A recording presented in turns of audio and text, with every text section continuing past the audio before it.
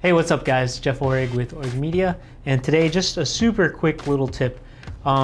Something I picked up in film school or was taught in film school was that if you remove something from a case, then what you do is you latch one of the latches and you leave the other latches open. And from what I remember and just my habit, I always do, I guess the second from the right latch.